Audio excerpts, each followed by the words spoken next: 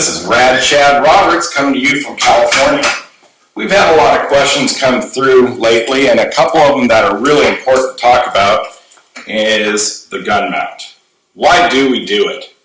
Well, the gun mount is not a complex thing to do, but it can take some time to master. We're going to go through a couple of the questions that came through today. First and foremost, why the gun mount? Some people will say that you'll never be as good as your gun mount. I don't believe in that, but it does help in the whole situation of learning how to shoot a shotgun. So if you ever see pros, we go into the booths at the Nationals or wherever you see us, we're always mounting our guns.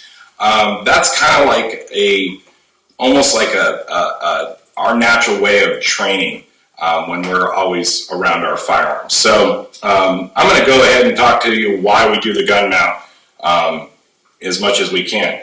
Here in California, I'm in the sunshine and I can shoot pretty much anytime I want, but there are days when there's rain and the ranges are closed, and so like many of you guys live in the winter and it's snowing outside and it's January right now, so you're like, I really want to get at it. I know RAD Chad's out there shooting. He's going to be way ahead of me. What can I do at home? So let's talk about the gun mount.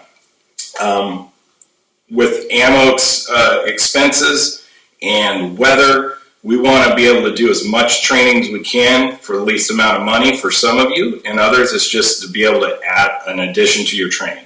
So I like to get a little crazy when I'm doing my gun mounts at home, so let's talk about equipment. First and foremost, I always wear my bear pelt vest because I want to act like I'm shooting at a range. So I'll actually suit up almost in the same attire that I would shoot at any regional that I go to. If you think you're going to be outside in the snow in the next couple weeks and you're practicing, please practice with that equipment or clothing. Wear my trusty BPSI hat, stuff my ears in because I'm a Californian, and I put my Ranger Falcons with my React lenses. It's a little overcast today here in California, so I'm going with some yellow lenses. Look good. If you really want to get crazy, you can even put in your ear protection, and so you can give yourself a little bit of time to yourself practicing without any distractions in the background. Next is the firearm, and this is the most important thing. Make sure the firearm is always empty. A safe firearm is a safe firearm. I don't even care if it's unloaded or not. Always treat them as if they are loaded. So make sure it's empty at all times. So here's my firearm, my F3 Blaser. Some of you guys, since it's January, may have gained a few pounds, thumbs up, or you're right in the middle of getting a brand new gun, or like me, I got a custom stock. So on average, it takes about 3,000 to 5,000 mounts to get used to the firearm you're shooting. So let's go into the first question. The question is what is the proper way to practice a gun mount in your home? First, make sure there's nobody around in your background where you're pointing your gun. I'm going to be pointing to my walls in my house. There's nobody back there, and I'm going to show you how to do it. So once we close the gun, we want to get into our shooting stance, which is another video, but make sure your stance is 50-50 over your feet. You have your feet pointed in the direction that you normally would shoot, and we go ahead and mount the gun. That's a proper mount. But I did that very quickly with not even any trying. So how do we get to be that smooth to do it? We can just mount the gun and I'm ready to fire. That comes with all that training I'm going to talk about. So when we start working on our crossers or targets that take a lot of time to get to where your break point is, a lot of us coaches will start to teach you the unmounting of the gun.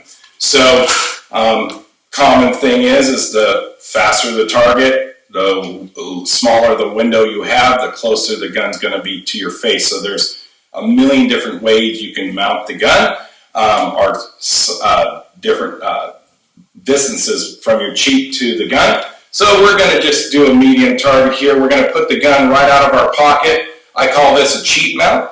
We're going to keep the gun parallel to the ground, and we're just going to mount the gun. Notice both hands are going at the same speed. I do not have one hand going faster than the other. Because if I did, for example, my right hand and I went first, as you noticed, the barrel moved and it was offline when I did that. If I move the left hand first, now I'm putting the gun somewhere where it doesn't need to be. And we want to keep the gun, the barrel, as close to the line as possible without being over it, and sometimes even on the line of the target, that imaginary line out there that it's flying on. So we want to just practice that. Okay? Now, if you're a FETAS guy like I am, and you want to train your FETAS mount, then we're just going to go a little lower. And we're going to move from the FETAS mount, which is about right there. It's the distance that they have you shoot from. And we're going to move our guns up to our face with very little movement with the front hand and the back hand are in unison going to the point. Okay? You will do that over and over and over again until you cannot do it every night. So your arms are going to get tired. From there, you can just give it a rest for the day and do it tomorrow. Now, for some of us, we want to get a little bit more crazier. So let's get crazy, people. So I'm going to use some different areas inside of my house because there's lots of different lines. So those lines I'm going to use to mount the gun to. So, for example, there's a corner of my room over there. I'm going to mount to that corner. I'm going to mount my gun in the cheek mount position. I'm going to point at the corner and I'm going to mount up to it, keeping my barrel always pointing at that corner. I might even move to the left. I might move to the right. In this case, my angle, my ceiling's up, so I'm going to do a deep quartering target. I'm going to mount to that corner and then go up with it, making all the moves through my ankles. If people have pictures in their back of their wall, you can go from one corner to another. Mount the gun, come across. Mount the gun, come across. Now, let's take it one step further. This is where the second question comes into play. So the second question of the day is, what are some of the drills and exercises you can do at home with your gun? Well, if you like what you saw there, one of the things you can get is a laser pointer. And these are the size of a shotgun shell. You can put it in your gun. And you can do the same thing. Now we know the patterns are pretty wide, but we're going to get really specific about mounting the gun to that corner of that picture.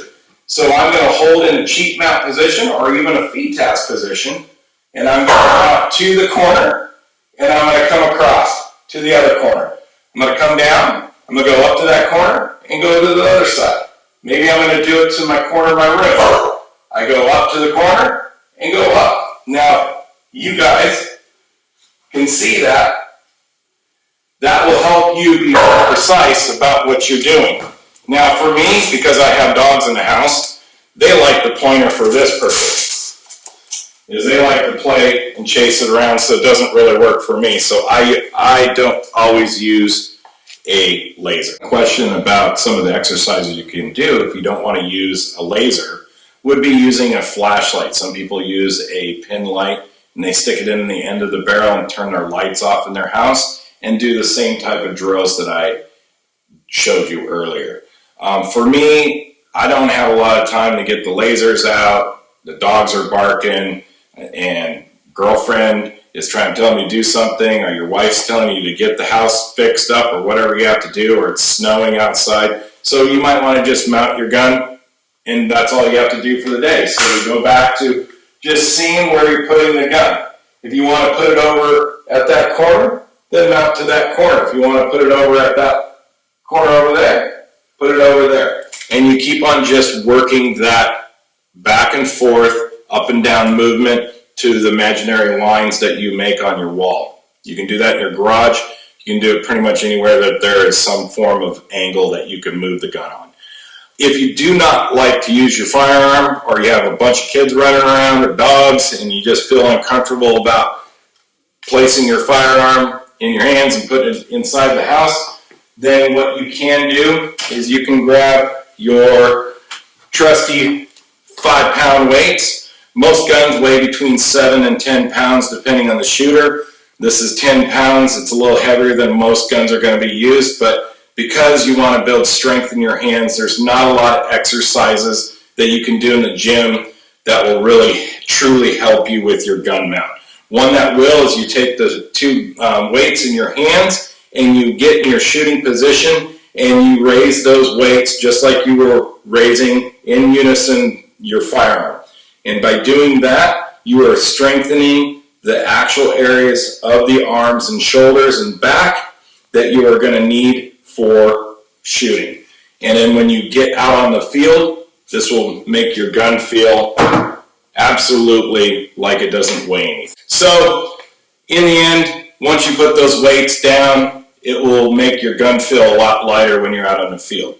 So that's it for me today, you guys. So this is RAD Chad saying thanks for tuning in. If you have any questions or want to get in touch with me for instruction, you can get a hold of me at bpsipro@gmail.com or call me at 949-637-3001.